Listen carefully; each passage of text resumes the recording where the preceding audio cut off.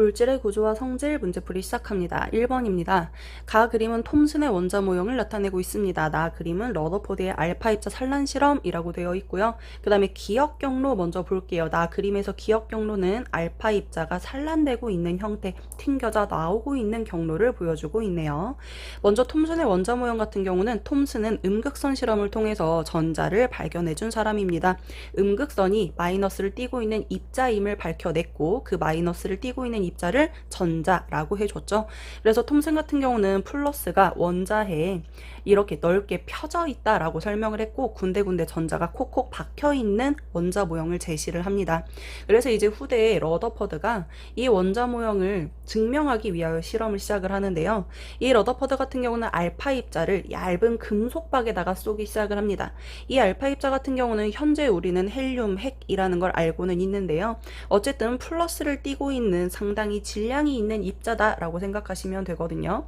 그래서 이 입자를 금속박에다가 막 쏘면 금속박에는 원자핵이 막 얇게 펼쳐져 있으니까 이 금속박을 뚫고 지나갈 거야 라고 생각을 했습니다. 그래서 실험을 진행했는데 당연히 뚫고 지나간 거 매우 많았어요. 그럼에도 불구하고 일부는 휘어지는 알파 입자가 있었고요. 일부는 튕겨 나오는 알파 입자도 있었습니다. 이걸 통하여 러더퍼드는 이 금속박에 원자핵이 막 얇게 펼쳐져 있는 게 아니라 이 알파 입자를 튕겨 내보낼 정도의 덩어리, 질량이 존재할 거야 라고 생각을 합니다.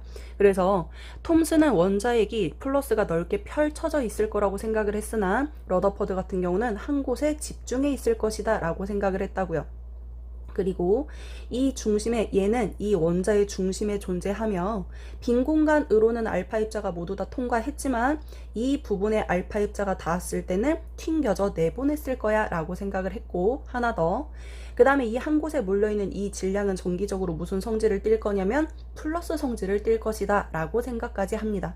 왜냐면 알파 입자가 플러스를 띠고 있는 입자인데 얘를 튕겨내 보내거나 또는 얘를 휘게 만들었으니까요. 그리고 이 플러스를 띠고 있는 한 곳에 뭉쳐져 있는 이 입자를 원자핵이라고 러더퍼드가 생각했다라고 했습니다. 그래서 러더퍼드 같은 경우는 원자핵이 중심부에 뭉쳐져 있고 그 주변을 전자가 돌고 있다라고 했다고 했네요. 자, 보기 볼게요. 기억번 보시면 가는 원자가 전기적으로 중성인 것을 설명할 수 있었습니다. 얘는 플러스가 넓게 펼쳐져 있고 전자가 콕콕 박혀 있기는 하나 어쨌든 원자핵이 플러스 전자가 마이너스를 띠고 있어 라고 했기 때문에 원자가 중성인 건 설명할 수 있었습니다. 나의 실험 결과로 전자의 존재를 알게 되었다라고 했는데요. 전자의 존재는 톰슨이 음극선 실험을 통해서 발견했다라고 했거든요. 러더퍼드 같은 경우는 원자핵이 플러스 입자이고 원자핵을 발견했다라고 하시면 됩니다. 그 다음에 디귿번이요. 기억은 알파 입자가 금속박을 이루는 원자핵으로부터 밀어내는 전기력을 받기 때문에 나타나는 운동경로다라고 했는데요. 우리가 아까 기억 경로 알파 입자가 튕겨 나가고 있다라고 했잖아요. 얘는 플러스를 띠고 있는 덩어리로부터 밀려나는 힘을 받아 튕겨져 나간 거야 라고 설명할 수 있습니다. 디귿번 맞네요. 그래서 정답은 3번이요. 다음 2번 문제입니다. 전기력 구하는 문제이거든요. 먼저 전기력 공식 한번 짚고 넘어가겠습니다. 전기력 F라고 써주시고요. 상수 K 사용하신 다음에 두 전하의 거리의 제곱에 반비례하고 두 전하의 전하량의 곱에 비례한다 라고 표현을 합니다. 그래서 F는 K R제곱분의 Q1, Q2 이런 식으로 쓸 수 있으니까 공식 한번 기억해 주시고요. 자, 그 다음에 문제에 있는 조건을 그림에다 적용해 보도록 할게요. 먼저 A와 B의 전하량의 크기는 같다라고 되어 있습니다. A와 B가 각각 플러스 전하인지 마이너스 전하인지는 몰라. 그러나 우리는 전하량이 같다라고 했으니 그냥 둘 다 Q라고 써보도록 할게요. 그 다음에 B와 C가 A로부터 받는 전기력의 크기가 F로 똑같다라고 되어 있네요. A가 B에게 작용하는 힘 F, A가 C에게 작용하는 힘 F라는 소리예요. 그럼 반대로 B도 A에게 작용하는 힘 F, C도 A에게 작용하는 힘 F라고 생각해 주셔야 돼요. 작용 반작용입니다. 자, 그 다음 줄이요. A와 B 사이에는 서로 끌어당긴대요. A와 B 사이에 서로 끌어당기는 힘이 작용하려면 얘네 둘의 전하는 서로 반대. 그래야 끌어당겨요. 그래서 우리는 그냥 간단하게 A가 플러스 전하야, B가 마이너스 전하야 이렇게 결정을 한번 해볼게요. 물론 반대로 정하셔도 상관없습니다. 그 다음에 다음 줄 A와 C 사이에는 서로 밀어내는 전기력이 작용한대요. 그럼 C가 A를 밀고 A도 C를 밀어. 그럼 서로 밀려면 얘네 둘의 전하는 똑같아야죠. 그래야 밀 수 있거든요. 그러면 C의 전하는 플러스야. 전하량을 모르니까 QC라고 이렇게 놓을 수 있는 겁니다. 그러면 여러분들 B와 C 사이에는 밀어요, 당겨요? 끌어당긴다 라고 하시면 돼요. 서로 다른 전하이니까요. 자, 그 다음에 보기를 보겠습니다. 보기 기억 보시면 전하량의 크기는 C가 A의 2배이다 라고 되어 있는데요. 우리는 문제상에 F가 나와 있거든요. F 값을 한번 구해보도록 하겠습니다. 자, 먼저 A가 B에 작용하는 힘, A가 C에 작용하는 힘이 둘 다 F로 같다고 했으니 A와 B 사이에 작용하는 전기력을 먼저 써보도록 할게요. K 써주시고 얘네 둘 사이의 거리는 D만큼 떨어져 있어. 그럼 D에 제곱하시면 되겠고 전하량 2개 곱하시면 되거든요. 그냥 부호 띄고 전하량만 곱해보도록 할게요. 그러면 Q제곱이라고 쓸 수 있겠네요. 마찬가지로 A와 C 사이에 작용하는 힘도 그대로 구해주시면 K 그대로 써주시고 A와 C는 2D만큼 떨어져 있으니까 2D를 제곱하시면 4D 제곱 대입하시면 되겠네요. 그 다음에 A 전하량 Q에다가 C 전하량 QC. 그런데 얘네 두 개가 F로 같아 라고 했잖아요. 그래서 같은 거 약분해 줍니다. KK 지워주시고 D제곱 지워주시고 그 다음에 Q 하나씩 지워주시면 돼요. 결과적으로 QC가 얼마임을 구할 수 있냐면 4Q임을 구할 수 있거든요. A의 전하보다 4배 크다 라고 하셔야겠네요. 기억번은 틀렸어요. 그 다음에 니은번 BC 사이는 끌어당기는 전기력이 작용한다. 맞습니다. A와 B는 당기고 A와 C는 미는데 A와 B가 서로 다른 전하고 A와 C가 서로 같은 전하니까 결과적으로 B와 C는 서로 당기겠구나 라고 결론 지을 수 있습니다. 그 다음에 D급번이요. B와 C 사이에 작용하는 전기력의 크기는 4F이다 라고 되어 있는데요. B와 C 사이 전기력 공식 한번 구해보도록 하겠습니다. 여기다 쓸게요. 자, B와 C 사이 K에다가 둘 사이에 D만큼 떨어져 있으니까 D제곱이요. 그 다음에 B 전하량 Q에다가 C의 전하량 4Q라고 구했거든. 곱하시면 4Q제곱이네요. 그런데 우리가 아까 AB 사이 또는 뭐 AC 사이의 전기력을 구했었는데 AB 사이로 한번 볼게요. 자, 이 AB 사이 보시면 KK 똑같아요. D제곱 똑같아요. Q제곱 같은데 BC가 4 남잖아요. 우리가 아까 AB 사이에 작용하는 전기력을 F라고 했을 때 BC 사이에는 4가 하나 남았으니까 4배구나 라는 걸 체크할 수가 있겠습니다. 그래서 4F라고 하시면 되고요. 정답은 4번이네요. 3번이요. 전압이 걸린 두 극판 사이라고 되어 있습니다. 플러스 마이너스 전극이 연결된 극판이라고 생각하시면 편하고요. 그 사이에다가 대전된 도체구 A를 실에다가 걸어주었다라고 되어 있습니다. 가해 그림 보시면 그랬더니 A가 일단 대전된 도체구인데 얘가 어디 쪽으로 끌려갔냐면 마이너스 극으로 끌려갔네요. 이걸로 보아 우린 A 도체구가 지금 현재 플러스를 띄고 있음을 파악할 수 있습니다. 그래서 마이너스 극 쪽으로 끌려갔다라고 생각하시면 돼요. 그 다음에 나 그림은 이 A 대신에 B로 바꿔줬대요. 그랬더니 B는 왼쪽 플러스 극 쪽으로 끌려갔네요. 이것에 따라 우리는 B 도체구는 마이너스 전하를 띠고 있음을 알 수가 있습니다. 그런데 각의 크기가 누가 더 크다라고 되어 있냐면 세타 1 A가 휘어진, 다시 말하면 A가 끌려간 크기가 더 크다라는 소리거든요. 이때 더 많이 끌려가려면 A와 극판 사이의 전기력이 더 크다는 소리거든요. 그런데 전기력 같은 경우는 여러분들 물론 거리에도 영향을 받지만 전하량이 클수록 끌어당기는 힘 또는 밀어내는 힘을 더 많이 받는다라고 이야기하거든. 따라서 우리는 A가 B보다 전하가 더 큼을 알 수 있어요. 전하량이 더 큼을 알 수가 있습니다. 기억, 니은, 디귿 봅시다. 기억번 A는 양전하로 대전되어 있다. 맞습니다. 그렇기 때문에 극으로 끌려갔어요. 그 다음에 니은번 전하량의 크기는 B가 A보다 크다라고 되어 있는데요. A가 더 많이 끌려갔기 때문에 전하량이 A가 더 크다라고 생각하시면 됩니다. 전하량이 커야 전기력이 커서 더 많이 끌려갑니다. 그 다음에 디귿번 A와 B를 서로 접촉시켰더니 B는 음전하로 대전되었다라고 했거든요. 문제에서 보시면 A와 B는 둘 다 도체구라고 되어 있습니다. 얘네는 둘 다 서로 대전이 되어 있는데요. A 같은 경우 그 다음에 B 같은 경우 얘네를 이렇게 접촉을 하면 A는 플러스 전하, B는 마이너스 전하였는데 이 도체구 같은 경우는 접촉하는 그 순간 자유전자가 왔다 갔다 한다고 했어요. 그러면서 전하량을 똑같이 나눠 갖는다라고 했거든요. 그런데 애초에 전하량이 누가 더 크냐면 A 플러스 전하량이 더 크잖아요. 그렇기 때문에 얘네 둘은 플러스 전하를 동등한 개수만큼 나눠 갖는다라고 생각하시면 좀 편하거든. 아니면 쉽게 숫자를 대입하면 A의 전하가 뭐 플러스 4C라고 치고 B의 전하가 마이너스 2C라고 치면 맞죠? 그러면 A의 전하량이 더 큰 거예요. 그럼 얘네 두 개를 더해서 2로 나눈 만큼을 각각 전하가 갖는구나 라고 생각하시면 되거든요. 그러면 얘네는 결국 플러스 1 플러스 1씩 나눠 가질 거기 때문에 플러스로 대전된다 라고 하시면 됩니다. 그래서 D급번 틀렸네요. 정답은 1번이요. 다음 4번 마찰 전기에 대한 내용입니다. 빨대를 반으로 잘라서 A와 B를 만들었어요. 같은 빨대란 소리죠. 그 다음에 A를 털가죽에 문지릅니다. 그리고 나서 빨대 A의 P 부분을 털가죽에 가까이 하겠대요. 이때 어떤 현상이 일어나겠느냐에 대한 내용인데, 마찰 전기라는 것 자체가 일단 빨대랑 털가죽을 서로 문질러요. 그러면 빨대 내부에 플러스를 띠고 있는 원자핵과 마이너스를 띠고 있는 전자가 있겠지. 뭐 여러 개가 있겠지. 털가죽도 마찬가지로 플러스와 마이너스의 개수가 동일하게 있을 거예요. 그런데 얘네 둘이 그 문지르는 순간에 상대적으로 결합력이 좀 약한 물체에 존재하는 전자가 이동한다라고 했어요. 그 마찰하는 순간에 가는 거예요. 그래서 이 경우에는 털가죽에 있었던 마이너스 전자가 빨대 쪽으로 그 순간 이동을 합니다. 그럼 뭐 한두 개가 이동을 하는, 뭐 여러 개 이동을 하겠죠.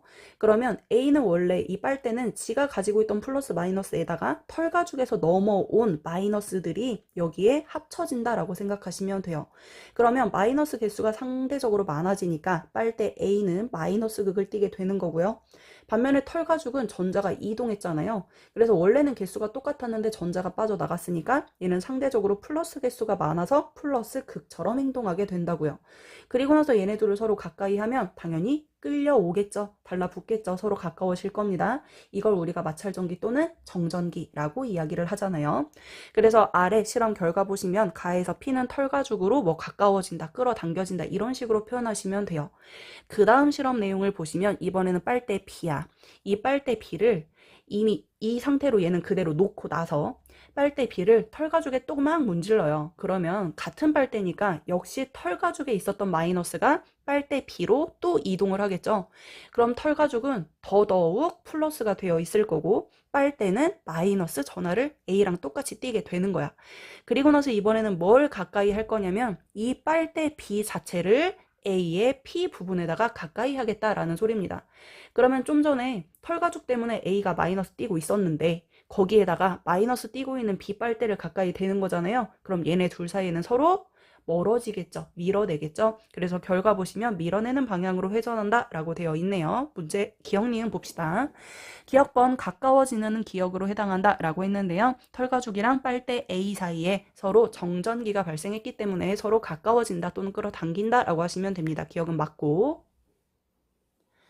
그 다음에 니은번 보시면 A와 B는 서로 다른 종류의 전하로 대전되었다라고 했는데요. A와 B는 똑같은 털가죽에 문질렀기 때문에 같은 전하로 대전된다라고 하셔야 됩니다. 그래서 밀어내는 멀어지는 방향으로 회전했어요. 그 다음에 D급번 보시면 실험 결과는 빨대와 털가죽 사이에 전자가 이동하기 때문에 일어난다라고 했습니다. 그 마찰하는 순간에 결합력이 상대적으로 약한 전자가 빠져나가면서 이동하면서 정전기가 발생한다 또는 마찰전기가 발생한다 라고 했거든요. D급번 맞고 정답은 3번입니다.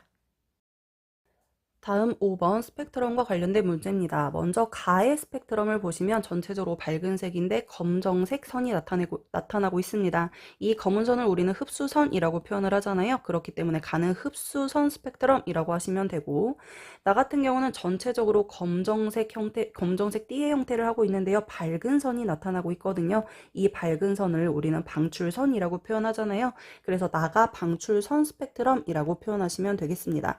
그 다음에 우리는 선의 위치와 개수가 같을 때 같은 원소다라고 표현을 하는데요. 누가 봐도 가와 나는 선의 위치와 개수가 다르므로 서로 다른 원소임을 파악할 수 있어요. 문제 한번 읽어볼게요. 가와 나는 원소 A로 이루어진 기체가 가득 찬 방전관에서 방출되는 빛이라고 되어 있습니다. 방전관 같은 경우는 고전압을 걸어줘서 전자를 높은 에너지 준위 상태로 끌어올렸다가 이때 전자가 낮은 상태로 내려오면서 에너지 준위가 낮은 상태로 내려오면서 방출하는 빛이 스펙트럼으로 나타난다라고 했거든요. 그래서 방정관은 방출 스펙트럼이라고 표현했습니다. 여러분들 문제에서도 보시면 방출되는 빛이라고 이미 나와 있네요. 이때 빛이 방출되면 우리는 밝은 색을 나타낸다라고 했고요. 밝은 선이 있는 스펙트럼을 찾아주시면 되겠네요. 따라서 원소 A는 나 스펙트럼이겠구나 라고 생각하시면 되고, 문제 뒤에 보시면 원소 B로 이루어진 저온기체라고 되어 있습니다. 저온기체는 그 에너지에 해당하는, 그 에너지 준위에 해당하는 것들만, 그 차이에 해당하는 것들만 흡수할 수 있고, 그게 바로 검은색 선으로 나타난다 라고 했거든요. 그래서 저온기체를 통과한 원소 B는 가 스펙트럼이라고 하시면 되겠습니다. 기억번 보시면 가는 A로 이루어진 기체방정관 아니죠. 여러분들 가는 흡수선 스펙트럼이기 때문에 저온기체를 통과한 B라고 하셔야 됩니다. 그 다음에 나는 흡수 스펙트럼이다 라고 되어 있는데 나는 방출선 스펙트럼입니다. 방출 스펙트럼입니다. 그 다음에 디귿 A와 B는 서로 다른 종류의 원소이다. 네, 선의 위치와 개수가 다르기 때문에 서로 다른 원소라고 표현합니다. 정답은 2번입니다. 다음 6번 문제입니다. 아래 회로 보시면 다이오드와 전원과 스위치가 연결이 되어 있습니다. 스위치를 어디에 연결하느냐에 따라 직류 전원, 교류 전원이 다르다는 거 확인해 주시고요. 그럼 문제의 조건을 그림에다가 적용해 보도록 할게요. 첫 번째 조건 S1을 A에 연결했습니다. S1 A에다가 연결해 주시면 되고요. 그 다음에 S2를 C에다 연결했네요. S2 C에다 연결하시면 됩니다. 이때 뭐의 변화를 보면 되냐면 LED1의 변화를 보시면 되는데 LED1의 불이 켜지고 라고 되어 있네요. 여기까지 살펴봅니다. 먼저 다이오드 같은 경우는 순방향 전압이 걸렸을 때만 전류가 흐르고 전구에 불이 들어온다 라고 했거든요. 순방향 전압이라고 하는 건 P형 반도체는 반드시 플러스 극에 연결되어야 하고 N형 반도체는 반드시 마이너스 극에 연결이 되어야 합니다. 이걸 그대로 적용해 볼게요. 일단 플러스를 그대로 따라가 주시면 돼요. 지금 이 C에 연결을 했을 때는 D와 1번을 스쳐가게 되는데요. 플러스 극부터 이동을 해보도록 하겠습니다. 순방향 전압이기 때문에 LED1에 불이 들어왔다라는 걸 알 수가 있기 때문에 플러스를 P형 반도체에 연결해 주시면 되거든요. 따라서 이 D는 P, N 요 순으로 연결되어 있구나 라고 생각하시면 됩니다. 그 다음에 회로 쭉 따라서 그 다음에 A 거쳐서 LED1에 도달을 했는데 이 LED1도 역시 순방향 전압이려면 PN 순이어야 한다는 거. 그래서 이렇게 마이너스 극으로 들어오시면 되겠네요. 마이너스 쭉 따라가시면 이 Y 자리에는 N형 반도체가 연결되어 있어야 합니다. 그 다음 조건 연결해 보도록 할게요. 그림 한번 지울게요.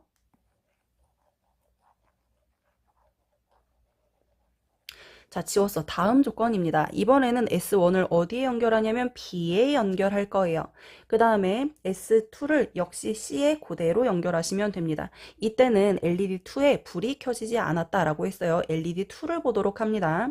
자, 그러면 얘도 마찬가지로 우리 플러스 전압 쭉 따라가 보도록 할게요. 우리가 아까 D는 PN형이라고 이미 얘기를 했었습니다. 그래서 PN 쭉 따라서 B 쪽으로 내려가 주시면 되는데 이때 LED2가 불이 켜지지 않았다는 건 얘는 역방향이라는 소리예요. 그러면 얘가 만약에 PN이었으면 순방향이니까 얘도 불이 들어왔을 텐데 얘가 역방향이라는 건 얘는 반대로 NP 겠구나 라고 체크하시면 되고요.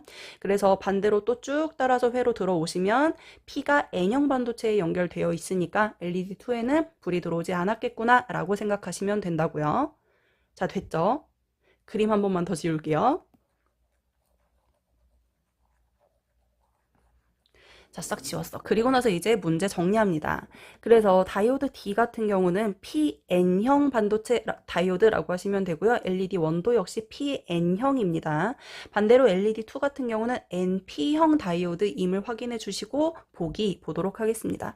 기억본 보시면 X는 P형 반도체이다 라고 되어 있습니다. X는 N형 반도체라고 되어 있거든요. 따라서 기억번 틀렸습니다. 니은번 보시면 Y와 Z는 전자가 주된 전화 운반자이다 라고 되어 있거든요. Y와 Z는 둘 다 N형 반도체 맞는데요. N형 반도체는 원자과 전자가 5개짜리인 불순물을 도핑한 반도체라고 했거든요. 따라서 전자가 돌아다니면서 전류가 흐른다 라고 했습니다. 따라서 전자가 주된 전화 운반자 맞네요. 죄송해요. 그 다음에 디귿번 보시면 S1을 B에 연결하고 그 다음에 S2를 D에 연결한다 라고 되어 있습니다. S1을 B에 연결하고요. 그 다음에 S2를 D에 연결한다 라고 되어 있네요. 이때 LED2는 뭐 깜빡깜빡하면서 불이 들어올 것이다 라는 게 디귿에 대한 내용인데요. 여러분들 이 D에 연결하면 교류 전원이라고 해서 플러스 마이너스 마이너스 플러스 이런 식으로 극이 바뀌는 전원을 우리가 교류 전원이라고 부르거든요.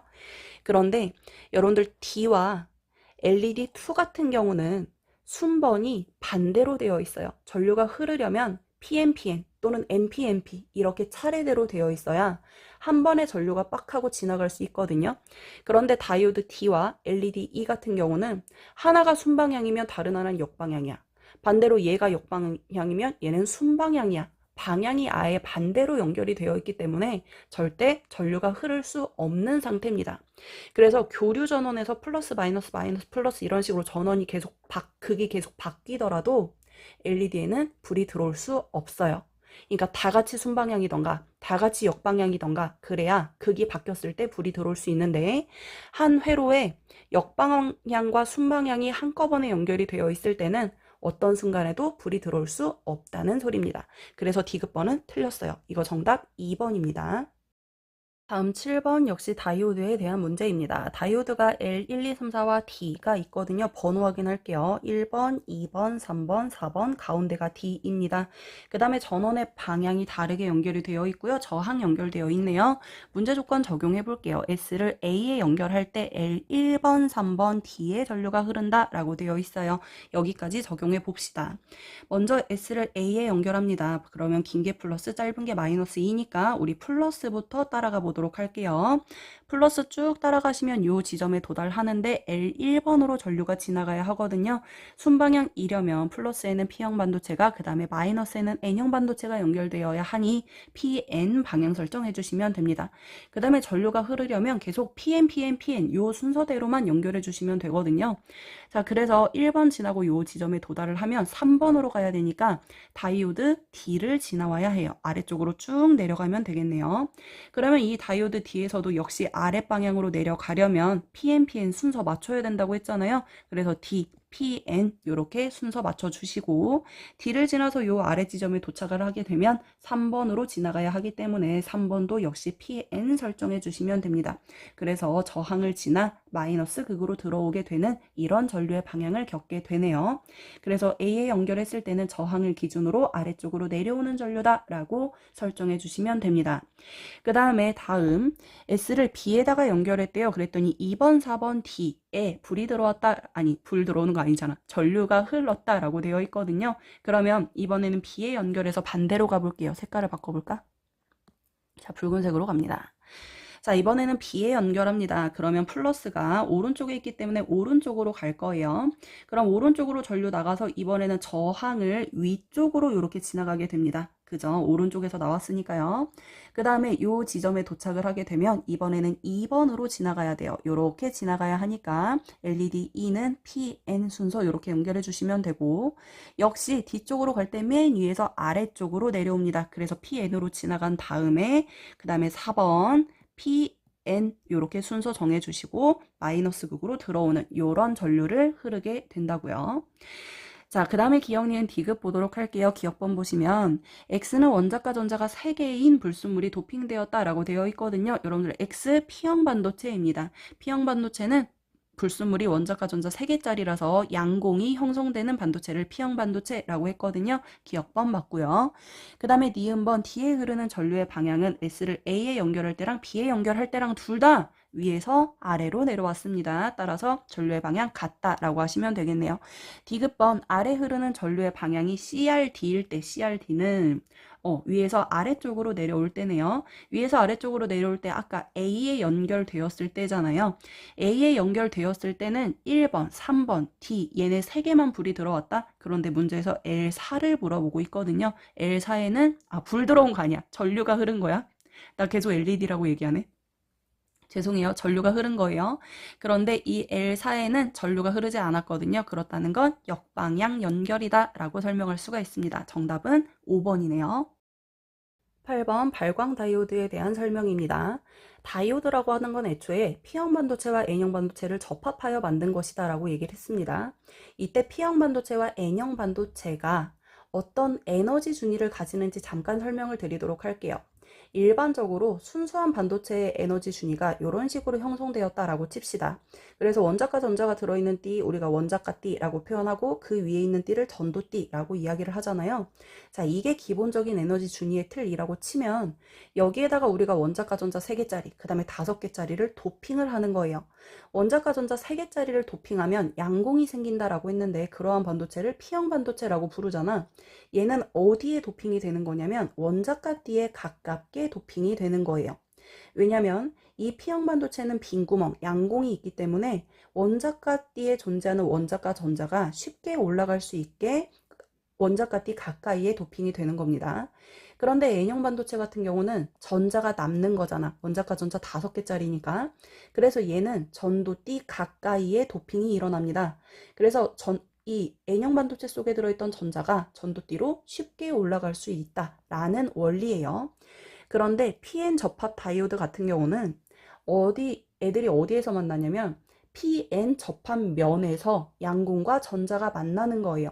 그러면 우리가 좀 전에 얘기했던 N형 반도체와 P형 반도체 얘네 둘 사이에서 일어나는 일이거든. 그러면 N형 반도체에 있던 전자가 접합면으로 이동하고 P형 반도체에 있던 양공도 접합면으로 이동하면 다시 말하면 N형 반도체에 있던 전자가 P형 반도체의 양공을 이렇게 채우게 됩니다. 그러면 N형 반도체에 있던 전자가 P형 반도체 쪽으로 내려오는 거니까 에너지 준위가 낮아지는 거예요. 그러면서 이제 전류가 흐르게 되는 건데 발광 다이오드 같은 경우는 이 N형 반도체에 있던 전자가 P형 반도체에 있던 양공으로 내려오며 요 사이에 띠간격만큼의 에너지를 방출한다 라고 생각할 수 있고 이 방출하는 에너지가 가시광선 또는 빛으로 표현되는 것 이것을 우리가 발광 다이오드라고 표현을 하는 거라고요. 그래서 다시 말하면 이 발광 다이오드는 이 에너지의 크기가 얼마나 크냐 작냐에 따라 파장이 달라져서 서로 다른 색깔의 다른 색깔의 빛이 방출된다라고 설명할 수 있는 겁니다. 자, 일단 문제를 보시면 A와 B의 둘 다 불이 켜졌대요. 그렇다는 건 A, B 둘 다 순방향 연결되어 있다는 뜻이고요. 얘네 둘은 서로 다른 에너지의 에너지를 방출합니다. 에너지 준위 차이가 다르다는 소리예요. 그렇기 때문에 서로 다른 파장의 빛을 방출하고 있네요. 여러분들 A와 B의 파장을 비교하시면 B의 파장이 더 깁니다. 여러분들 에너지는 진동수에 비례한다고 했고 파장에는 반비례한다라고 이야기했거든요. 파장이 길면 에너지가 작은 빛임을 확인해 주시면 됩니다. 기억 볼게요. 기억 보시면 A는 순방향 전압, 그러니까 전류가 흘러서 불이 들어왔겠죠. 그 다음에 B, 그 다음에 니은, B에서 N형 반도체의 전자가 P형 반도체로 전이한다. N형 반도체의 전자가 P형 반도체로 전이하면서 에너지를 방출한다 라고 했습니다. 니은도 맞아요. 그 다음에 D급번 원자과 띠와 전도띠 사이의 띠 간격은 A가 B보다 크다라고 되어 있는데요. 이 띠 간격만큼의 에너지를 방출할 텐데 에너지가 클수록 파장이 작은 빛을 방출할 거예요. 따라서 A가 파장이 작은 빛을 방출하고 있기 때문에 반대로 에너지는 더 크다라고 생각하시면 되고 이때의 에너지는 띠 간격이 커야 에너지도 커지겠죠. A가 B보다 크다 맞는 내용이네요. 정답은 5번이요. 다음 9번 보어의 수소 원자 모형입니다. 보어의 수소 원자 모형에서는 전자는 특정한 궤도에만 존재할 수 있다라고 했습니다. 이 특정한 궤도는 원자핵 주변을 이렇게 원의 형태로 나타낸다라고 얘기를 했었고요. 원자핵에 가장 가까운 궤도의 번호, 이걸 양자수라고 말하는데요. 가장 가까운 순서대로 1번, 2번, 3번 바깥으로 나갈수록 이제 무한대까지 존재할 수 있다라고 이야기를 했었네요. 그러면 이 특정한 궤도와 궤도 사이에는 전자 있을 수 있다 없다, 그저 존재할 수 없다 라고 했고요. 이 정해진 궤도에만 존재할 수 있고 이 궤도는 원자에게 가장 가까울 때 에너지 준위가 가장 작다라고 했습니다. 그래서 양자수 1번일 때를 우리가 바닥 상태라고 했고 다른 번호들은 들뜬 상태라고 했으며 바깥으로 나갈수록 에너지 준위가 점점 커진다라고 이야기했네요. 그래서 1번일 때 뭐 에너지 준위를 우리가 마이너스 13.6 이런 식으로 표현하는데 어쨌든 1번이 에너지 준위가 가장 작다고요. 오른쪽 그래프는 양자수에 따라서 반지름이 표현이 된 거고요. 우리 기억, 니은, 디귿 먼저 보도록 하겠습니다. 기억본 보시면 전자의 반지름이 7R0일 때가 존재하느냐에 대한 문제인데요. 7R 요 정도거든요. 요 정도는 2번과 3번의 중간입니다. 그렇기 때문에 전자는 존재할 수 없습니다. 니은번이요. 전자에 작용하는 전기력의 크기가 작다. 전기력의 크기가 작다는 건 반지름이 커진다는 소리예요. 원자 핵으로부터 멀어진다는 소리거든요.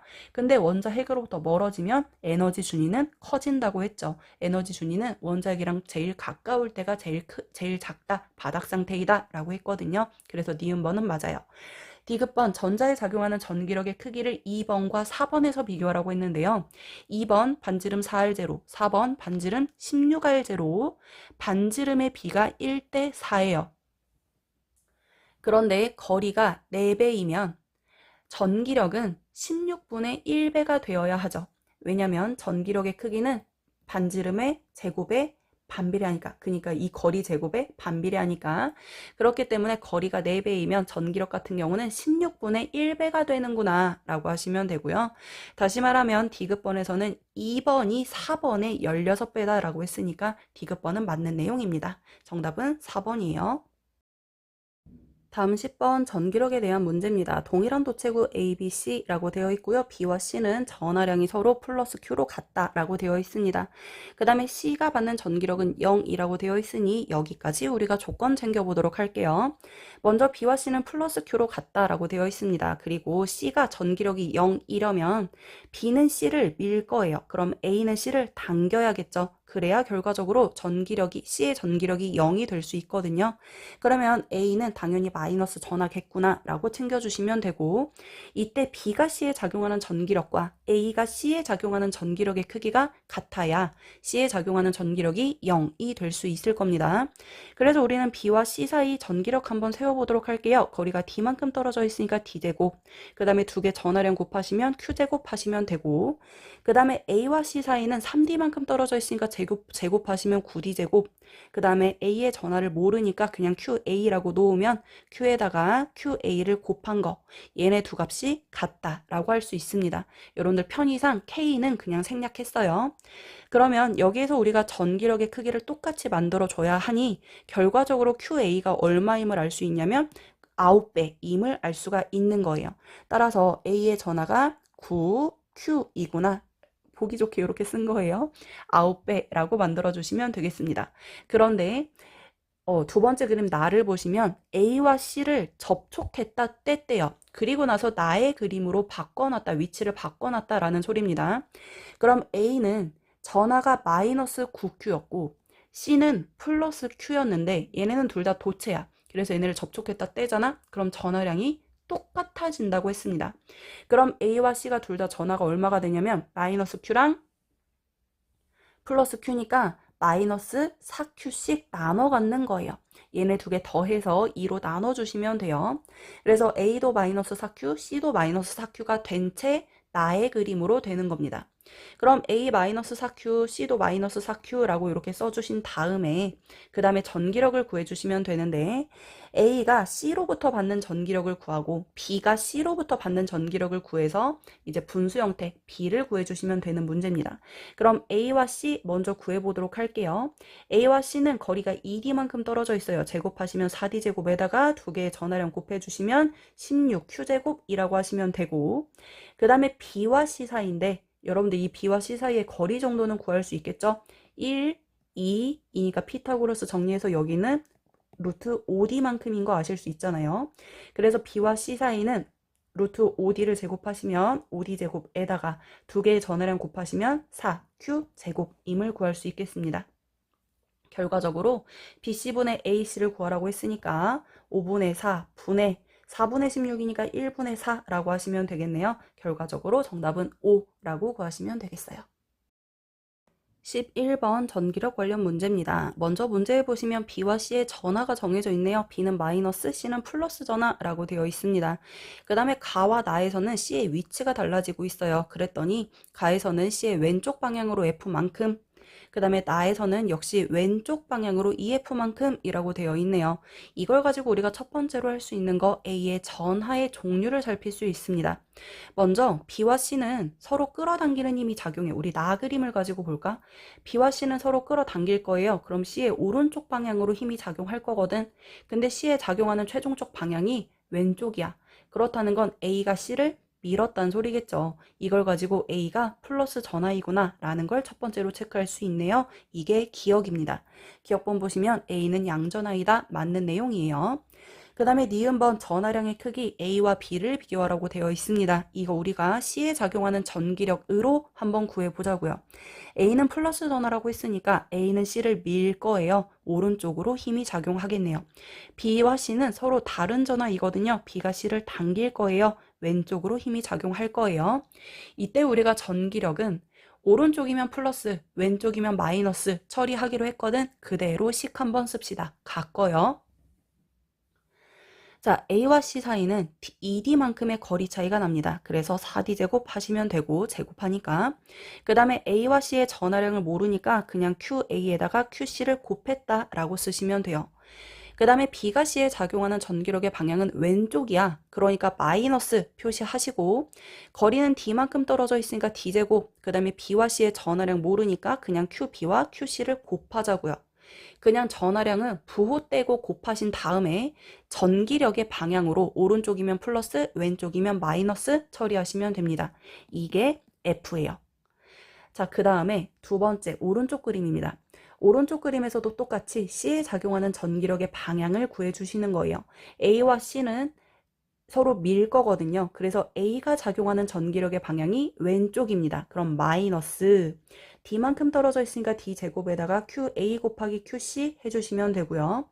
B는 C를 당길 거예요. 오른쪽 방향이거든요. 플러스 둘이 2D만큼 떨어져 있으니까 4D제곱에다가 QB에다가 QC를 곱하시면 된다고요.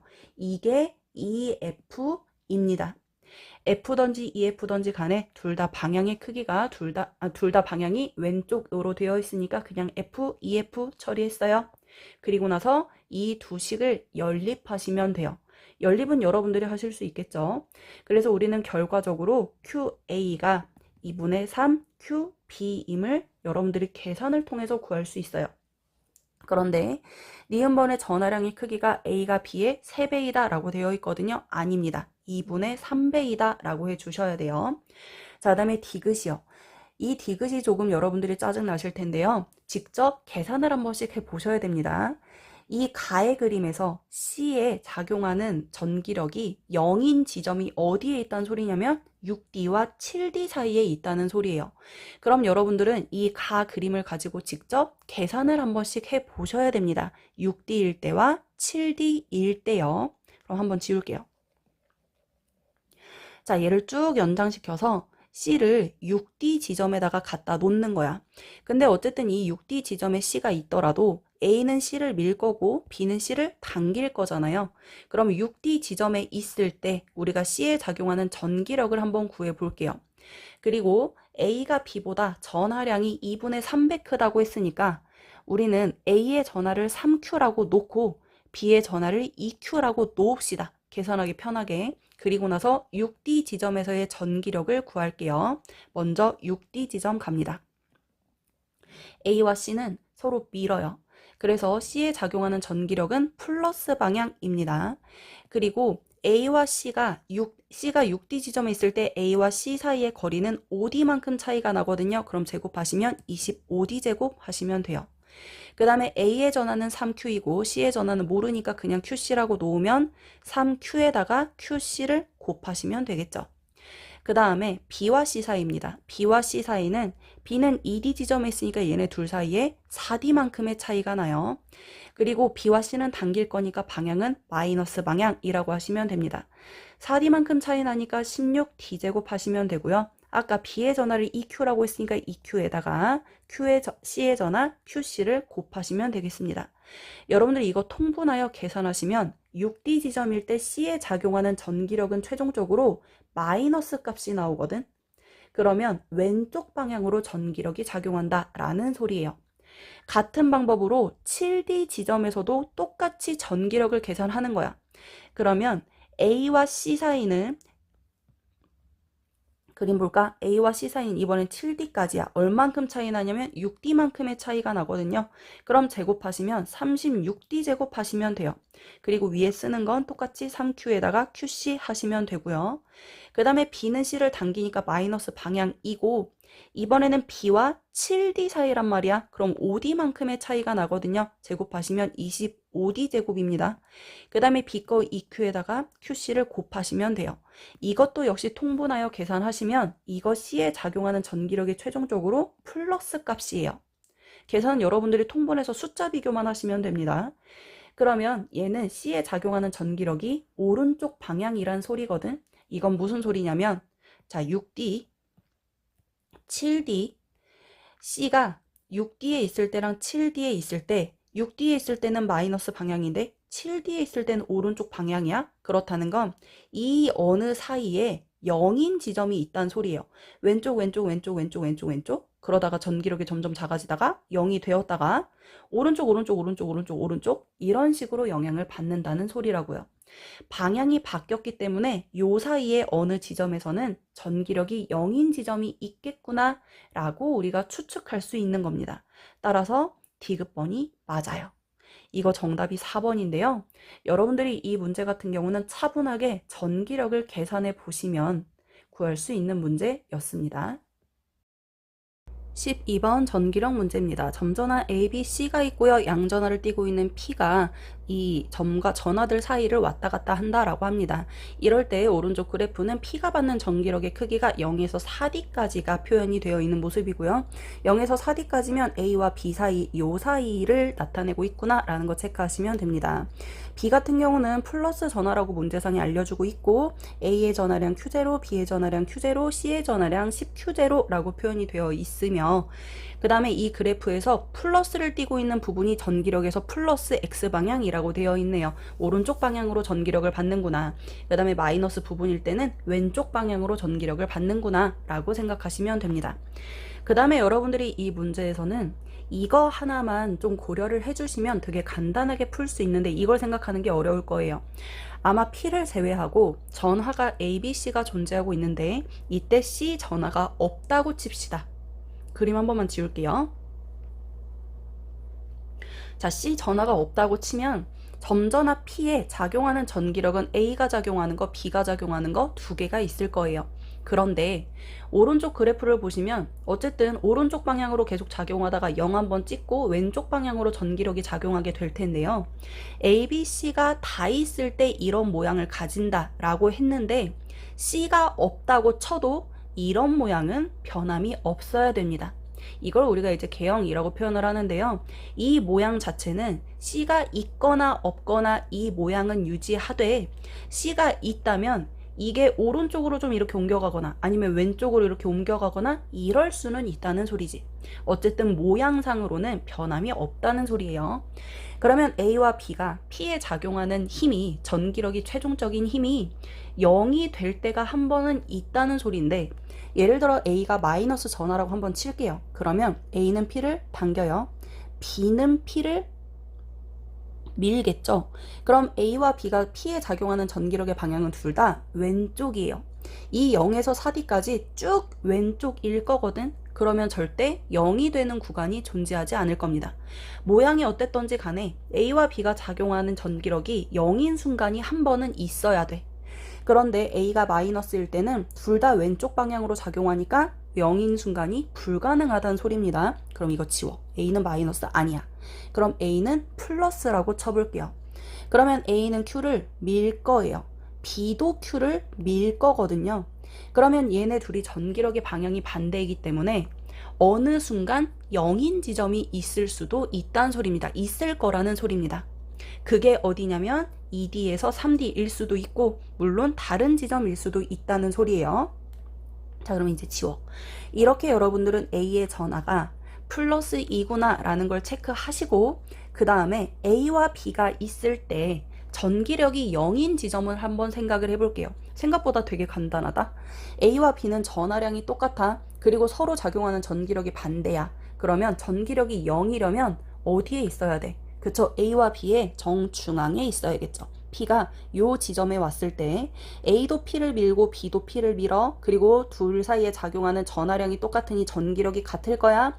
이 ED인 지점에서 A와 B가 작용하는 전기력의 크기가 0이겠구나 라는 걸 체크할 수 있다는 소리입니다. 자, 그러면 A랑 B만 있다면 ED인 지점에서 전기력이 0일 거야 라는 걸 우리가 파악을 했는데, 오른쪽 그래프장에 보시면 이제 C가 있는 상황이야. 이때는 어디에서 전기력이 0이냐면 ED와 3D 사이에서 0이래요. 요 즈음이겠죠. 여기에다가 P를 갖다 놓는 거예요. 그러면 이 지점에서 원래 A와 B의 정중앙에서 A와 B가 P에 작용하는 전기력의 크기가 같았다. 그런데 오른쪽 B 쪽으로 조금 더 움직였어. 그러면 A가 P를 미는 힘은 조금 줄어들 거고 B가 P를 미는 힘은 거리가 가까워졌으니까 커졌겠지. 이게 B가 작용하는 거, 이게 A가 작용하는 거야. 그런데 여기에다가 이 지점에서 얘가 최종적으로 0이려면 C가 P를 당겨야 할까? 밀어야 할까? 그쵸? 어디에 힘이 모자라냐면 오른쪽으로 작용하는 A가 작용하는 게 모자르잖아요.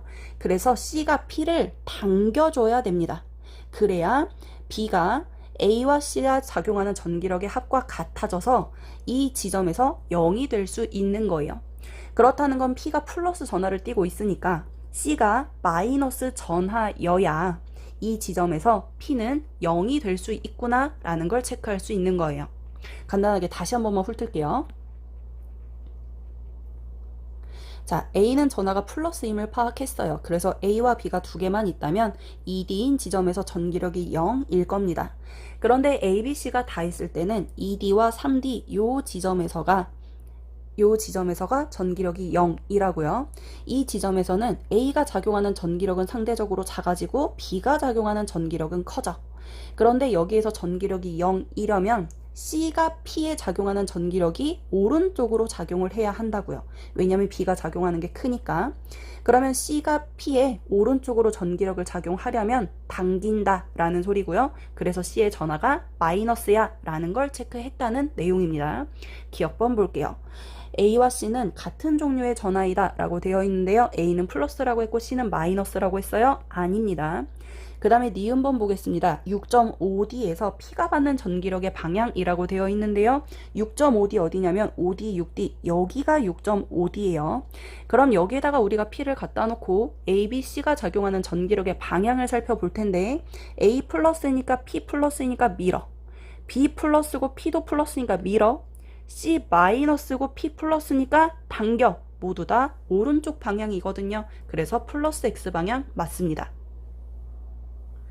그 다음에 디귿이요. 12D에서 13D 사이에 P에 작용하는 전기력이 0이 되는 지점이 있다라고 되어 있거든요. 12D와 13D 봅시다. 12D와 13D는 이 9D를 기준으로도 한참 뒷부분이야. 여기가 뭐 한 12D, 그 다음에 여기가 뭐 한 13D 이런 식으로 생각을 해보자. 여기에다가 우리가 P를 갖다 놓는다는 소리거든. 그런데 예를 들어 12D 지점에 있다고 치면 여기에 P를 갖다 놓으면 상대적으로 누가 가깝니?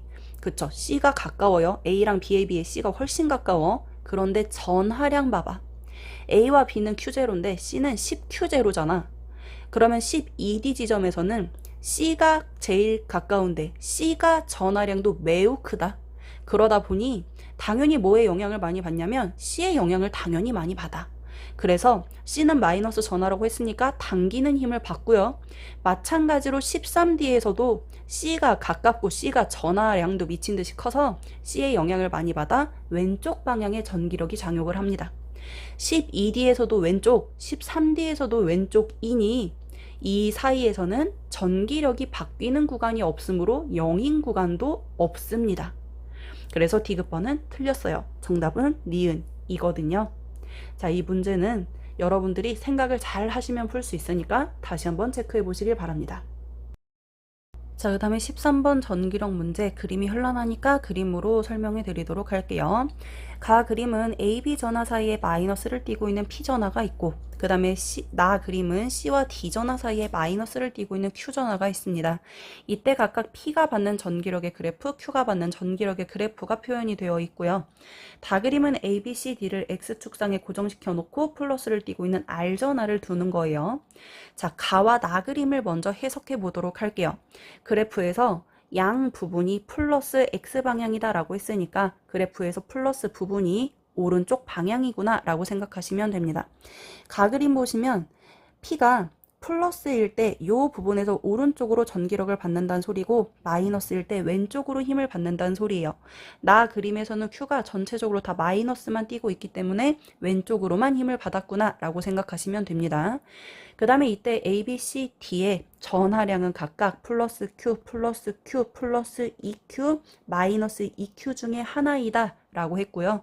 우리는 A, B, C, D의 전하량을 결정해 보도록 할게요. 먼저 가 그림을 보시면 P는 전기력이 0인 지점이 A와 B 사이에 있습니다. 그렇다는 건 A와 B가 P에 작용하는 전기력의 방향이 반대라는 소리예요. 그러면 둘 다 밀거나 둘 다 당기거나 둘 중에 하나를 해야 하는데 이 P가 A 쪽에 가까워졌어. 0인 지점을 기준으로 A 쪽에 가까워졌더니 힘을 왼쪽으로 받았다. 그렇다는 건 A가 P를 당겼다는 소리죠. 따라서 A가 플러스라고 하시면 돼요. 마찬가지로 이 P가 B 쪽에 가까워집니다. 그러면 전기력의 방향이 오른쪽이거든요. 0인 지점을 기준으로 B에 가까워졌더니 오른쪽이라는 건 B도 P를 당긴다 라는 소리예요. 그럼 마이너스를 당겨야 되니까 B도 역시 플러스라고 하시면 되겠네.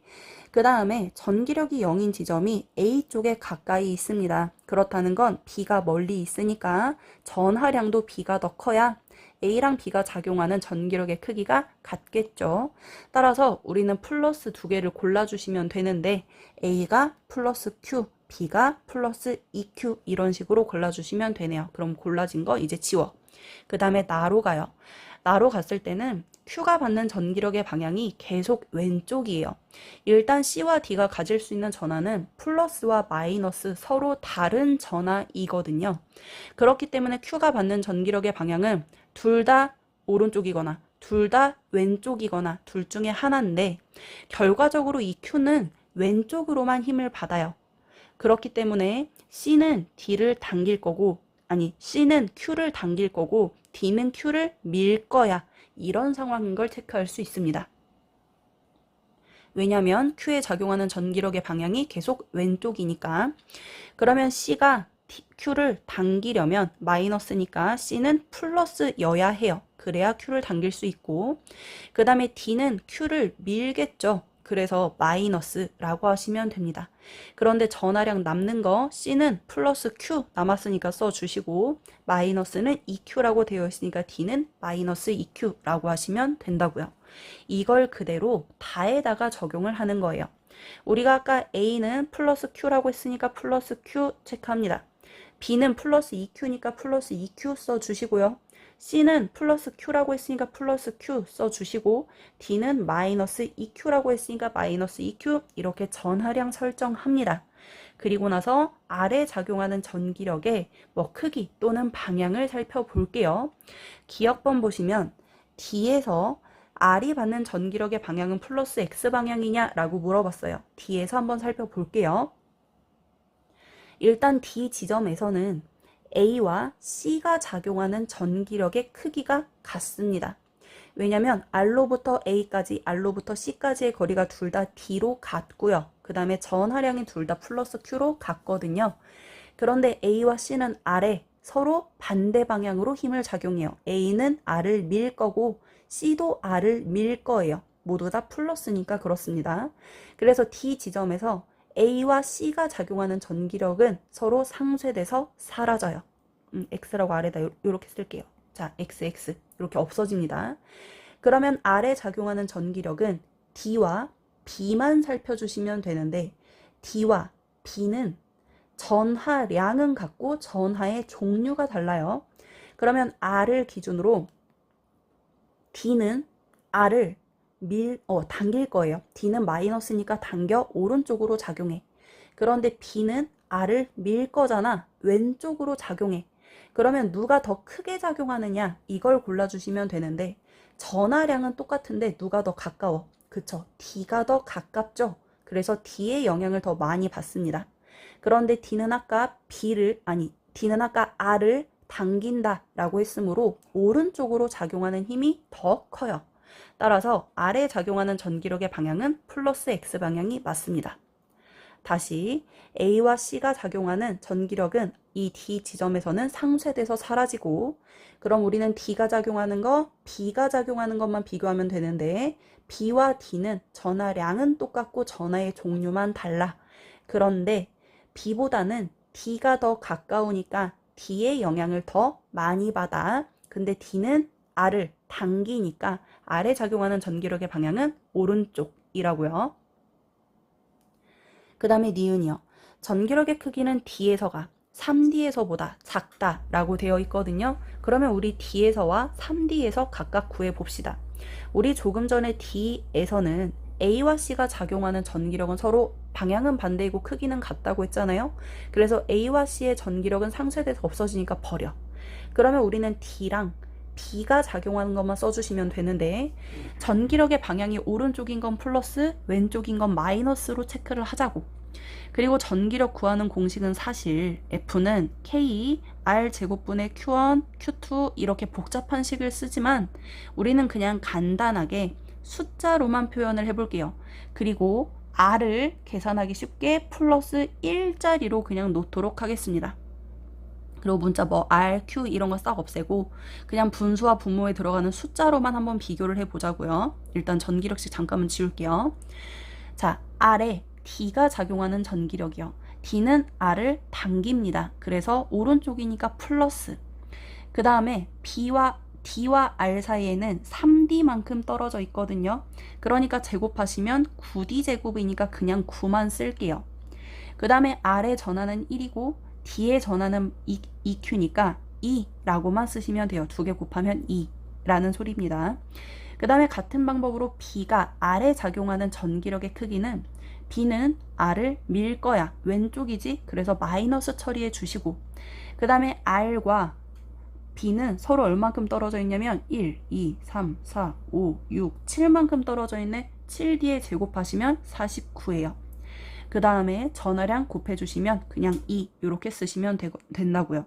이게 D 지점에서의 전기력의 크기입니다. 같은 방법으로 3D 지점에서도 똑같이 식을 써줄게요. 그럼 이것 잠깐 치워. 자, 3D 지점에서는 이때는 A와 C도 역시 식을 세워 주셔야 돼요. R을 여기에다가 플러스 1자리를 옮겨주시면 A는 R을 밀어요. 오른쪽 방향이죠. 플러스 거리는 총 3D만큼 떨어져 있어요. 제곱하시면 9분의 그 다음에 전하량은 그냥 플러스 Q짜리니까 1이라고 쓰도록 하겠습니다. 그 다음에 B도 그 다음에 C도 R을 밉니다. 그래서 오른쪽 방향이거든요. 그런데 C는 R로부터 D만큼 떨어져 있어요. 그래서 거리는 그냥 1이야. 1의 제곱이니까 1이야. 그 다음에 전하량이 Q니까 얘도 역시 곱해서 그냥 1이라고 쓰시면 되겠네요. 그 다음에 이번에는 D가 작용하는 거 볼게요. D도 R까지 D만큼 떨어져 있습니다. 그래서 제곱하시면 1이고요. 그 다음에 D는 전하량이 2Q라고 되어 있으니까 R과 곱해주시면 2라고 쓰시면 되겠네. 그 다음에 D 거. D는 B야, B. 이거 마지막 요거 B. 얘는 플러스야. 그래서 R을 밀 거야. 혼자만 왼쪽 방향으로 작용하거든. 그러면 빼기 쓰고, 그 다음에 3D 지점으로부터 B까지 거리가 얼만큼 떨어져 있냐면 1, 2, 3, 4, 5만큼 떨어져 있잖아. 제곱하시면 25분의 전하량 곱하면 2라고요. 이게 3D에서의 전기력의 크기야. 그런데 얘들아 딱 봐도 1 있지, 2 있지. 이 큰 수에서 이 작은 수를 빼는 것보다 요게 훨씬 작음을 알 수 있어요. 여러분도 그냥 계산해 보셔도 상관없거든요. D 지점이랑 3D 지점이랑 이거 숫자 계산하시면 3D 지점에서 전기력이 더 큼을 알 수 있습니다. 그래서 니은번 보시면 D에서가 3D에서보다 작다라고 되어 있으니까 맞아요. 그 다음에 D급번이요. 4D에서 8D 사이에 아래 작용하는 전기력이 0인 위치가 있다라고 되어 있거든요. 4D에서 8D 사이에 봅시다. 또 지워. 자, 4D에서 8D 사이면 여기에서 여기 요 사이라는 소리예요. 요만큼은 일단 R을 여기에다 갖다 놨다고 치자. 여기에다 플러스 1자리를 갖다 놔. 그러면 A와 C와 D만 가지고 생각을 할 때 상대적으로 R은 D와 가깝습니다. 그리고 A와 C로부터는 멀어졌거든. 상대적으로 D랑은 가까운데 이 가까운 애가 전화량도 더 큰 거야. 그래서 A, C, D만 있다고 칠 때는 D의 영향을 더 많이 받아요. 그래서 얘에 작용하는 전기력의 방향은 왼쪽이구나 라는 걸 체크할 수 있습니다. 거기에다가 B를 더하는 거야. 그런데 B는 플러스 전하다. 그럼 플러스 전하니까 R을 밀겠지. 역시 왼쪽으로 작용해. 그래서 이 4D와 8D 사이에는 계속 이 아래 왼쪽 방향의 전기력만 작용하기 때문에 0인 지점이 존재할 수 없습니다. D급번은 틀렸어요. 이거 정답은 3번이고요. 마지막 내용만 다시 한번 설명드릴게요. 싹 지워. 마지막 내용만, D급만. 자, R을 어디에다 갖다 놓냐면 뭐 5D 또는 6D에다 집어넣는다고 생각해봐요. 여기에다가 R을 갖다 놓는 거야. 그런데 이 R이 6D 지점에 가면 B는 없다고 치고 A와 C와 D만 영향을 줄 거라고. 근데 A와 C는 전하량이 플러스 Q야. 근데 D는 마이너스 2Q다. 그래서 상대적으로 가까운 D가 전하량도 더 크니까 D의 영향을 더 많이 받는 거야. 이 지점에서는. 근데 이 D가 마이너스라고 했으니까 R을 당겨. 그럼 왼쪽 방향으로 힘이 작용하겠네. 그 다음에 이제는 B를 살려. B가 R에 작용하는 힘의 방향을 따지는데 B는 아까 플러스 2Q라고 했거든. 그러면 이 R을 밀 거야. 역시 왼쪽 방향으로 힘이 작용한다고. 근데 이 4D에서 8D 사이에 전기력이 0이려면 얘네 둘 사이의 전기력의 방향이 서로 반대여야 얘를 왔다 갔다 했을 때 어느 언저리에서 0이 나와야 할 텐데 계속 왼쪽이기만 한 거예요. 그래서 마이너스 0을 띄는 자리가 없다라는 소리입니다. 자, 이 문제는 상당히 복잡할 수 있습니다. 여러분들 차분하게 다시 봐주시길 바랍니다.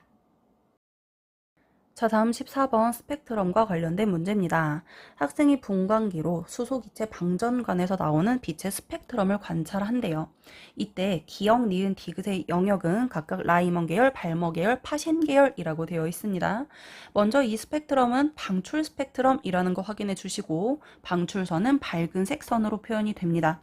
그 다음에 파장 봐주시는데요. 파장은 오른쪽으로 갈수록 크다라고 표현이 되어 있고요. 여기에서 우리가 광자 한 개의 에너지, 그냥 쉽게 빛 에너지는 진동수에는 비례하고 파장에는 반비례합니다. 이 원리를 적용해 주셔야겠죠. 따라서 파장이 길수록 에너지는 작아요 라고 하시면 되고요. 파장이 가장 긴 디귿이 에너지가 가장 작구나 라고 하시면 되고, 파장이 가장 짧은 기역이 에너지가 가장 큰 빛이라고 생각하시면 됩니다. 그러면 라이먼 계열, 발머 계열, 파센 계열 중에 에너지가 가장 큰 거 라이먼 계열이 기역이라고 하시면 되고, 에너지가 가장 작은 거 적외선 영역인 파센 계열이 디귿이라고 생각하시면 됩니다. 자외선 영역이 라이먼, 그 다음에 적외선 영역이 파센, 그 다음에 발머 계열은 가시광선이라고 부르는데요. 바로 니은 영역이 발머 계열이라고 생각하시면 되겠네요. 라이먼 계열은 양자수가 높은 곳으로부터 1번까지, 양자수 1번까지 전이했을 때가 라이먼 계열이고, 그 다음에 양자수 2번까지 전자가 전이했을 때가 발머 계열, 그 다음에 양자수 3번까지 전이했을 때가 파센 계열이라는 거 체크하시면 좋겠습니다. 기억번이요. 학생이 분광기를 통해 관찰하는 거, 우리가 눈으로 볼 수 있는 건 가시광선밖에 없거든요. 발머 계열이니까 니은 영역 맞습니다. 그 다음에 니은번 광자 한 개의 에너지, 그냥 빛 에너지는 기역에서가 디귿에서보다 크다라고 돼 있는데요. 파장이 짧을수록 에너지가 크다라고 했기 때문에 기역이 더 큰 거 맞네요. 그 다음에 디귿번, 디귿은 수소 원자의 전자가 양자수 4에서 3인 궤도로 전이할 때 방출되는 빛에 의한 스펙트럼이다 라고 돼 있거든요. 아까 디귿은 우리가 파센 계열이라고 했습니다. 파센 계열은 적외선 영역으로서 양자수 3번으로 전이할 때 방출하는 빛이다 라고 표현을 했습니다. 정답은 기역, 니은, 디귿입니다. 다음 15번 보어의 수소 원자 모형에 대한 내용입니다. 가나 다에서는 원자 핵으로부터 반지름이 다른 궤도를 표현하고 있습니다. 가보다는 나가 더 크고요. 그 다음에 다보다도 나가 더 크다. 반지름의 크기 비교해주세요. 자, 이 반지름 같은 경우는 반지름이 작을수록 우리는 에너지 준위가 작다라고 이야기를 했고요. 반지름이 커지면 커질수록 에너지 준위가 점점 커진다라고 했습니다. 원자 핵으로부터 가장 가까운 궤도일수록 바닥 상태이다 라고 표현했던 거 기억해 주시면 좋겠습니다. 기억부터 볼게요. 기억번 보시면 전자의 에너지 준위는 가에서가 나에서보다 높다라고 되어 있는데요. 에너지 준위는 반지름이 클수록 높아진다 라고 했으므로 틀린 내용입니다. 나에서 에너지 준위가 더 커야 됩니다. 그 다음에 니은번 전자가 받는 전기력의 크기는 나에서가 다에서보다 크다라고 되어 있는데요. 전기력은 반지름이 작을수록 크거든요. 다가 더 커야 됩니다. 니은도 틀렸네요. 그 다음에 디귿번 가인 상태에서 전자가 HF1, HF2 요 차만큼의 에너지를 흡수하면 다의 상태로 전이할 수 있다라고 되어 있는데요. 먼저 그림 볼게요. 가에서 나로 갈 때는 반지름의 궤도가 커지고 있습니다. 그렇다는 건 에너지 준위가 높은 곳으로 전이를 한다는 소리거든요. 그때 F1만큼의 에너지를 흡수한다 라고 생각하시면 됩니다. 나에서 다로 갈 때는 반지름의 크기가 작아지고 있어요. 이때는 F2만큼의 에너지를 방출한다 라고 생각하시면 되거든요. 이걸 우리가 에너지 준위로 표현해 볼게요. R1인 에너지 준위를 이렇게 바닥 상태처럼 표현할 때 R2인 에너지 준위를 이렇게 높은 곳에다가 그려주시면 돼요. 그 다음에 R3인 건 R2보다 작다라고 했으므로 요 사이에다가 그려주시면 되겠네요. 자, 이때 처음에 R1인 궤도에서 R2인 궤도로 올라갈 때는 F1에 해당하는 에너지만큼을 흡수한다라고 했고요. 그 다음에 R2에서 R3인 지점으로 전자가 전이할 때는 F2에 해당하는 에너지만큼을 방출한다라고 했어요. 이때 우리가 광자 한 개가 가지는 에너지의 크기를 HF로 표현할 수 있는데요. 에너지의 크기는 진동수에 비례한다라고 했습니다. 그런데 디귿에서는 얼마만큼의 에너지를 흡수할 거냐면 F1에 해당하는 에너지 요만큼의 에너지에서 F2에 해당하는 에너지 그러니까 이 큰 거에서 요만큼을 뺀대. 그럼 나머지가 얼만큼이냐면 내가 색칠하는 요만큼인 거야. 요 부분의 에너지를 흡수하면 다 상태가 될 수 있다 라는 게 디귿의 질문이거든요. 딱 맞는 설명이죠. 이거 지우고 다시 한번 설명할까? 자, R1일 때, 그 다음에 R3일 때, 그 다음에 R2일 때예요. 이때 디귿에서 말하는 건 HF1 요만큼의 에너지입니다. 요거 빼기 그 다음에 HF2 요만큼의 에너지예요. 이 큰 거에서 요 작은 만큼을 뺀다는 소리예요. 그러면 결과적으로 얼만큼의 에너지를 흡수한다는 소리냐면 색깔을 바꿔서 요만큼의 에너지를 흡수하겠다라는 소리입니다. 그러면 전자가 3번 상태로 올라갈 수 있다라는 소리거든요. 다의 상태가 될 수 있다는 소리네요. 정답은 2번입니다. 다음 16번 보어의 수소 원자 모형의 에너지 준위와 스펙트럼이 나타나 있습니다. 스펙트럼은 진동수에 따라 표현이 되어 있고요. 오른쪽으로 갈수록 진동수가 증가하는데 각각 파셴 계열, 라이먼 계열, 발머 계열 중 하나이다 라고 되어 있네요. 진동수가 가장 큰 C 영역은 진동수가 크기 때문에 에너지가 가장 큰 영역이거든요. 따라서 라이먼 계열 자외선 영역이라고 생각하시면 되고요. A 영역은 진동수가 가장 작기 때문에 에너지가 가장 작아서 파셴 계열 적외선 영역이라고 하시면 되겠습니다. 따라서 B가 발머 계열이며 가시광선 영역이라고 하시면 되고요. 파센 계열은 양자수 3으로 전이하는 경우, 발머 계열은 양자수 2로 전이하는 경우, 라이먼 계열은 양자수 1로 전이하는 경우인 거 체크해 주세요. 기억번이요. 광자 한 개의 에너지는 기억이 디귿보다 크다라고 되어 있는데요. 디귿이 더 큽니다. 디귿이 진동수가 크니까 에너지도 크고요. 그 다음에 니은에서 광자 한 개의 에너지는 1.89이다 라고 되어 있는데요. 니은 영역은 발머 계열입니다. 발머 계열이기 때문에 양자수 2로 전이하는 것이 빛이거든요. 이 사이에 에너지 차이만 구해주시면 돼요. 이 숫자의 차이 뺀 값만 구하시면 되기 때문에 1.89 맞습니다. 그 다음에 디귿번 C에서 방출하는 광자 한 개의 에너지는 A에서 방출한 거에서 B에서 방출한 걸 뺀 값과 같다라고 되어 있거든요. C는 요만큼이야. 얘는 A에서 B를 빼면 구할 수 있습니다. 디귿번도 맞는 내용 정답은 4번입니다. 자, 17번 수소 원자의 에너지 준위가 표현되어 있습니다. 이때 에너지 차이는 진동수와 비례한다 라고 이야기했고요. 그 다음에 파장에는 반비례한다는 거 기본적이니까 여러분들 기억해 주세요. 물론 이걸 식으로 표현하면 E는 HF, 그 다음에는 람다 들어간 거 람다분의 HC로 바꿨을 수 있거든요.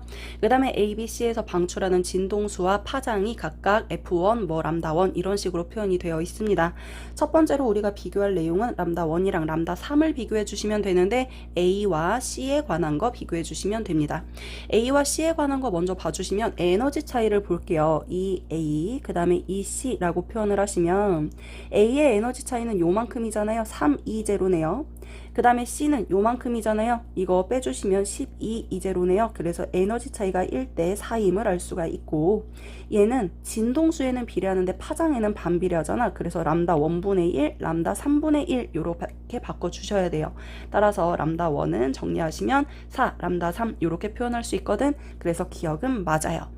그 다음에 니은번을 보시려면 여러분들이 2, 3을 구해 주셔야 돼요.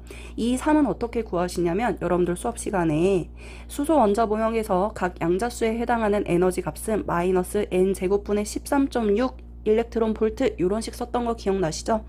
1번의 에너지가 13.6일 때 양자수 제곱에 반비례하는 값이었어요. 따라서 우리가 2, 3은 어떻게 구하시면 되냐면 n제곱분의 1일 때 에너지 값이 마이너스 16 2제로이거든. 요렇게 계산하시면 되는 거예요. 따라서 마이너스 9분의 16 2제로라고 구하시면 되겠습니다. 그런데 니은번에서 구하라고 한 게 B에 해당하는 에너지 값을 구하라고 하는 거거든. B는 2, 3에서 2, 1을 빼주시면 돼요. 따라서 이 B는 이라고 써주시고 마이너스 9분의 16 2제로 빼기 16 2제로 해주시면 됩니다. 요거 계산하시면 9분의 128 2제로 값이에요. 그런데 니은번 보시면 125라고 되어 있거든요. 그래서 틀렸습니다. 그 다음에 D급번 보시면 F1이랑 람다2랑 람다3를 비교하라고 되어 있거든요. 이 식을 만들기 위하여 우리는 3에서 2로 전이하는 경우를 보도록 할게요. 3에서 2로요.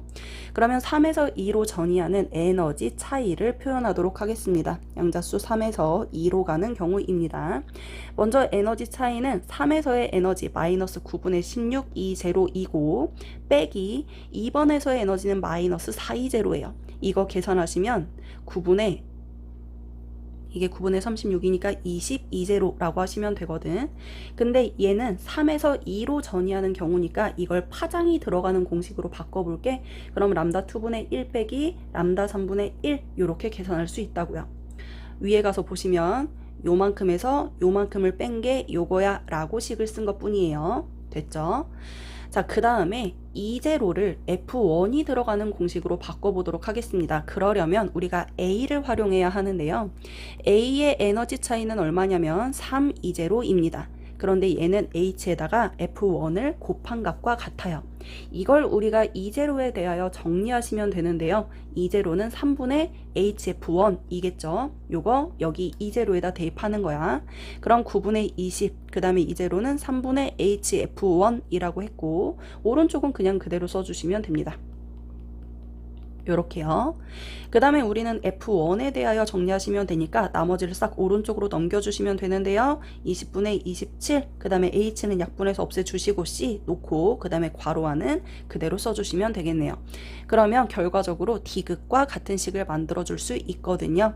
여러분들이 3번에서 2번으로 전이하는 경우에 에너지 차이의 식을 차분하게 써보시면 될 것 같습니다. 정답은 3번이겠네요. 그 다음에 18번 에너지 D에 대한 설명입니다. 원자 A가 한 개 있을 때, 여러 개 있을 때, 한 개 있을 때 에너지 준이, 여러 개 있을 때 에너지 D라고 문제상에 설명이 되어 있어요. 자, 이때 한 개일 때는 우리가 평소에 보던 에너지 준위를 형성합니다. 그런데 이 원자가 여러 개 있을 때는 에너지 준위도 여러 개 존재한다라고 했잖아요. 예를 들어서 2개라고 치면 우리는 이 1번 에너지 준위와는 미세한 차이를 두면서 이렇게 두 줄이 생긴다라고 했어요. 마찬가지로 2번에서도 이렇게 미세한 차이를 두며 두 줄이 생기는 거예요. 그런데 원자가 2개가 아니라 이 원자가 이제 N개, 미친 듯이 많다고 치자. 그러면 이 에너지 준위 1을 기준으로 미세한 차이가 있게끔 N개만큼의 다음에 선이 이렇게 생긴다고 했었죠. 그래서 우리는 Y처럼 에너지 D로 표현한다 라고 이야기를 했습니다. 기억번 볼게요. A의 에너지 준위는 불연속적으로 존재합니다. 그래서 우리는 에너지 준위를 이렇게 띄엄띄엄 표현하고 있어요. 양자화되어 있다 라고 표현하죠. 그 다음에 니은번 보시면 두 개의 A가 매우 가까워지면 에너지 준위가 겹치게 되면서 미세한 차를 두면서 두 개의 에너지 준위로 존재한다라고 했거든요. 동일하게 한 줄로 겹쳐서 존재하는 게 아니라 이렇게 미세한 차이가 돼서 두 개가 존재한다라고 이야기를 했고, 디귿번에 보시면 에너지 D에 존재하는 전자들은 같은 에너지 준위를 가지지 못한다라고 했습니다. 모두 다 미세한 차이를 두며 에너지 준위가 각각 다르게 존재한다라고 했거든요. 정답은 3번입니다. 다음 19번입니다. 19번은 고체의 비저항의 그래프가 나타나 있습니다. A, B, C는 각각 도체, 반도체, 절연체라고 표현이 되어 있어요. 그 다음에 나에서는 A와 B의 에너지 D 구조가 표현되어 있다라고 하는데요. 이 그래프 보시면 우리 그냥 되게 간단하게 알 수 있잖아요. C가 도체입니다. 그 다음에 B가 반도체고요. A가 절연체이잖아요. 그래서 비저항 같은 경우는 절연체로 갈수록 점점 커진다라고 했습니다. 그리고 우리가 전기 전도도는 비저항에 반비례한다라고 이야기를 했었거든요. 따라서 비저항은 절연체가 가장 크다라고 표현하시면 됩니다.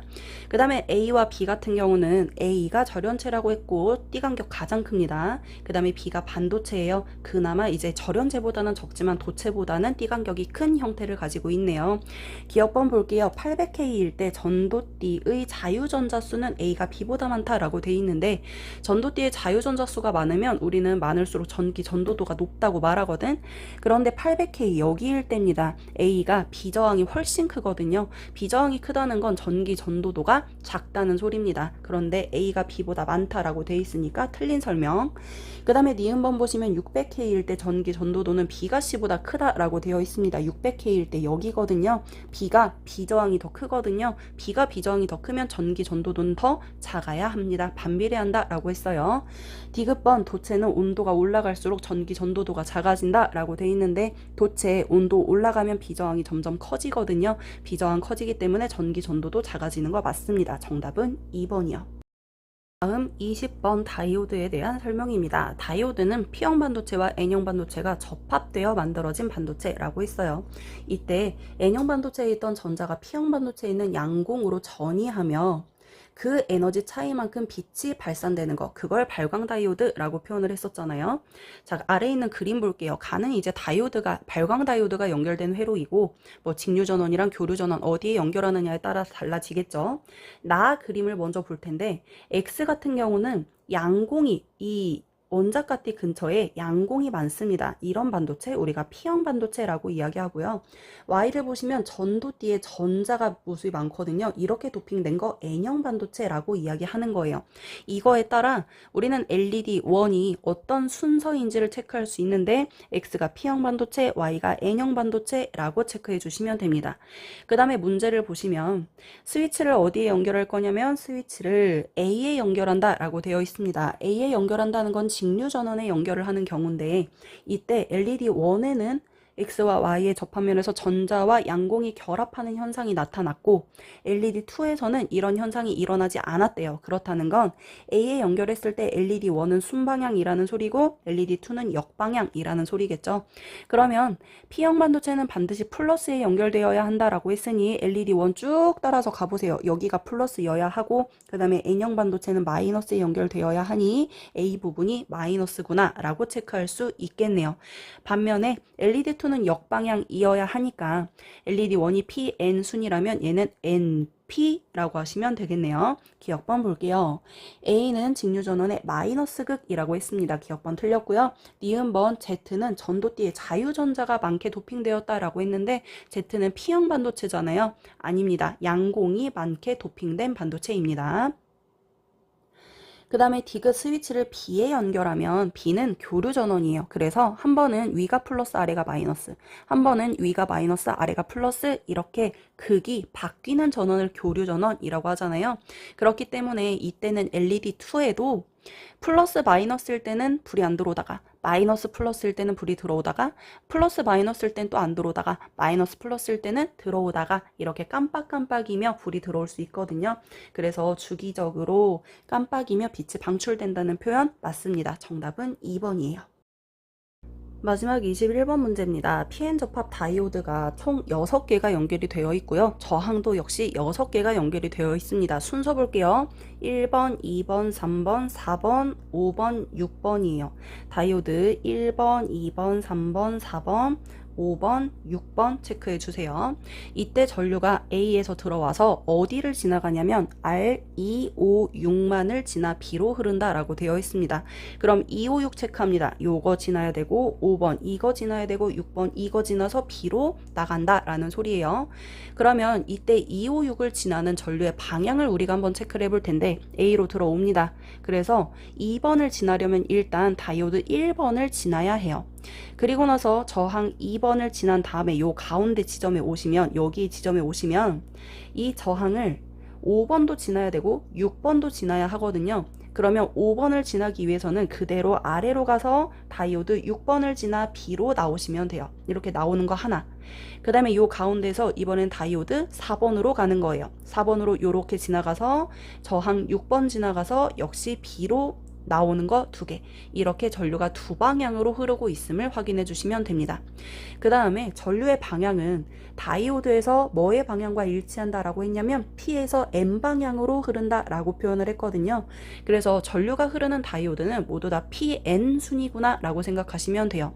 따라서 다이오드 1번 PN, 그 다음에 다이오드 4번 PN, 그 다음에 다이오드 6번 PN, 나머지는 모두 다 반대, 역방향이라고 생각하시면 됩니다. 그래서 다이오드 2번 MP, 그 다음에 다이오드 3번 NP, 다이오드 5번 NP라고요. 그 다음에 문제를 보도록 할게요. 기억번 보시면 C는 주로 전자가 전류 운반자 노릇을 한다라고 했는데요. C 같은 경우는 N형 반도체이거든요. N형 반도체이기 때문에 전자가 주된 운반자 맞습니다. 그 다음에 니은번 보시면 D4번은 D4번에서 전자와 양공은 PN 접합면에서 멀어진다라고 했는데요. D4번은 전류가 흐르는 다이오드입니다. 전류가 흐르는 다이오드는 PN 접합면에서 전자와 양공이 만난다라고 해야 되거든요. PN 접합면 쪽으로 간다, 이동한다라고 해야 되거든요. 네, 멀어진다고 했으니까 틀렸어요. 그 다음에 D급번 보시면 A에서 F까지 P형 반도체의 개수와 N형 반도체의 개수 B가 1대1이다 라고 되어 있는데요. 한번 세볼까요? P형 반도체 개수만 한번 셉시다. P, A 하나, P, B 둘, 그 다음에 P, 2, 셋, 그 다음에 F, 네 개거든요. 그럼 나머지는 N형 반도체가 2개겠죠. 그래서 4대 2라서 2대 1이라고 하셔야 됩니다. 정답은 1번이네요.